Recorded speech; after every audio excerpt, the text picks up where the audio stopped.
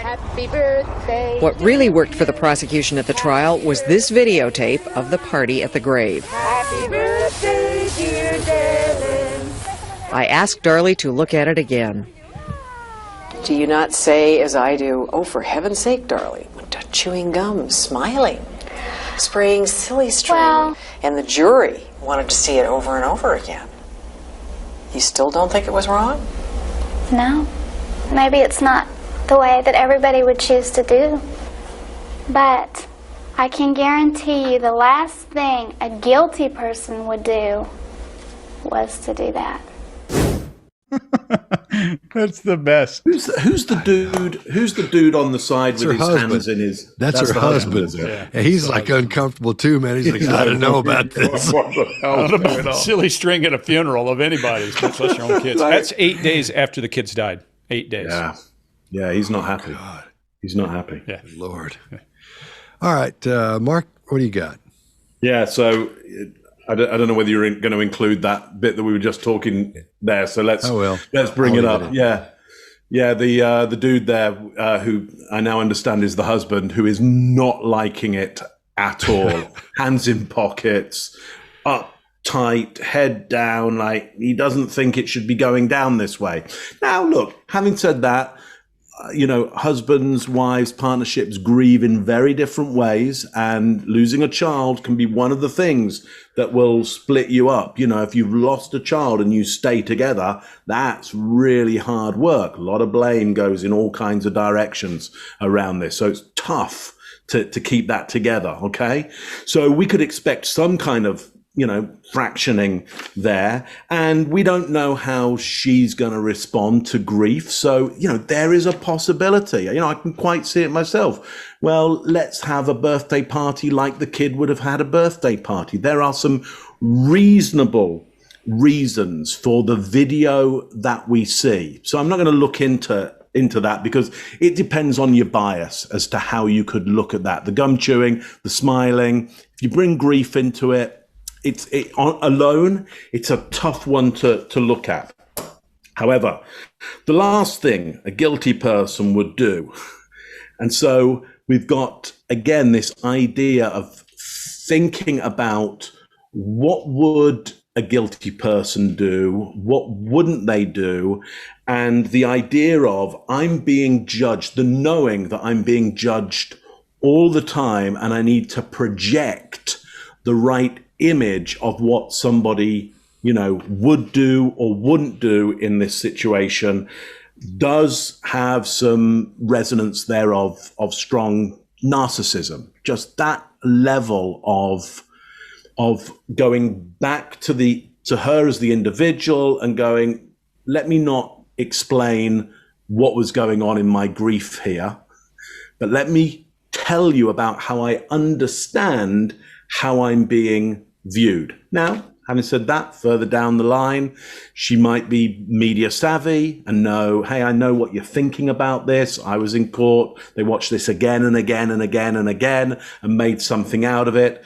So look, I guess what I'm trying to get across here is when you're thinking about behavior and you're thinking about body language, there's a lot of things you can start to look at before you ever come to going, what might the possibility be? So this alone on its own is never enough for me. But when you put it in the context of what we've already seen, doesn't look great. Doesn't look great at all. Scott, what do you got for us?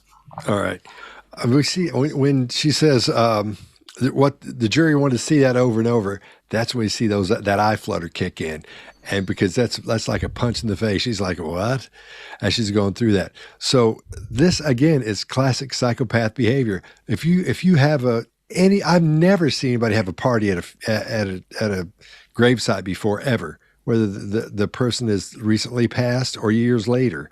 I've never seen that. I've seen people go out and have a picnic or something and eat there because they're under stress and they're like, which is a different situation, that they're not smiling the whole time. They're not dancing around and saying stuff and spraying silly string. She doesn't know that's odd. She thinks, a lot of people are under the impression if you're a psychopath, you're brilliant. They think because of the movies, they think that psychopaths are just these really, unbelievably smart intellectuals. We're dealing with a psychopathic idiot in this case. This girl isn't smart. I don't care what anybody says. I think she's an idiot. So she said that's because when she says the last thing an innocent person would do is that right there, and it kicks her eyes over and looks at it. You got to be kidding me. I mean, she doesn't know that's weird. She doesn't understand why that's not right. That's another thing it tells me. One more time, it just clicks off another click for psychopathy. It's just odd. I mean, you can say, well, he's acting odd, so that says it. No, she's acting that way about that specific situation. That's why I think she's a psychopath as well. And I know Greg's got some stuff at the end there. So, Greg, what do you got?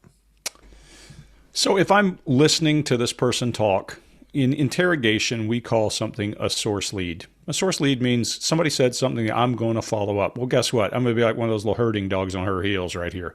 Because what kind of a person says, well, I'll tell you what, somebody who did this wouldn't do, they wouldn't do that. That tells me how her brain works. So the next question for me is, well, what would they do, Darlie? And I'm going to follow her circular logic and figure out how she came up with the idea to go have this birthday party and why. And that's through words. Push-pull words, things that mean something. They genuinely wouldn't do this. I want to know why she's thinking that. And that gives you an insight into her psyche. Now, she might just be really dumb and thought, hey, maybe my people will feel better about me if I do this because I've already gotten some scrutiny. Maybe that's who she is. But we always talk about real smiles, Duchenne smiles, and fake and nervous smiles. Go watch her face. I'm not going to tell you any more than that. Just watch her face during this when she's playing with the silly putty or the silly string. Look, I've lost a child. 7 days later, you're not happy. You're not cheerful. I can't remember how long it took before we had a real smile again. It's just that devastating for people. To lose two, and then to go do a birthday celebration with those eyes certainly is cause for concern. Does it mean, again, Mark, people are different. Everybody grieves differently. Maybe it's there. But I don't expect to see genuine joy in those wrinkles around her eyes and all those pieces that we're seeing here. When I get into there and I start asking her questions and I say, so exactly what would a guilty person do? Then I'm going to run down a list and I'm going to start poking, and then I'll loop back and I'll bring up the fact she's having fun at the side of the grave, bring up the video and say, here's what I know here, here, and here. And I'm going to force that slip. I'm going to force that out of the rehearsed and into the natural person and what comes up. It's catch-22 to say that only a person who thinks that's what a person who kills someone would do to hide. But it sure gets to a pretty interesting time when you start using words like that. So we have to be diligent. We have to try to use some guilty knowledge. We have to ask some questions, try to take her story apart. But man, that one screams, because that's exactly how a person who's trying to hide something would think. Chase, what do you got? We're getting to the point of writing a book called If I Did It at this point. We're doing a little social speculation. And there's some rapid eye blinking here, which is kind of a TDS, transderivational search. There's pretty solid movement down to this downward area down here, her 7 o'clock. And there's a lot of dissociative language here. And I think she says this is the last thing a guilty person would do, was to do that. And she's very certain. She says, I can guarantee it. She's very certain because she thinks that she's got stuff figured out. And she thought this through. She says, I can guarantee that's the last thing, because I've thought a lot about this. I've watched 13 seasons of Murder, She Wrote. This would never happen. Or, whatever it is. I don't believe it. I don't believe this at all. I think there's probably some grief there. I'm sure she missed her kids. That was extremely unusual behavior at best at the graveside. That's all I got. Happy birthday. What really worked for the prosecution at the trial was this videotape of the party at the grave. Happy birthday, dear Dylan. I asked Darlie to look at it again. Do you not say, as I do, oh, for heaven's sake, Darlie, chewing gum, smiling, spraying silly string, and the jury wanted to see it over and over again?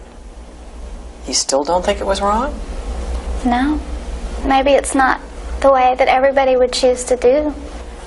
But I can guarantee you the last thing a guilty person would do was to do that. If you like this video, get the full body language breakdown and analysis on our main channel by clicking this video right here.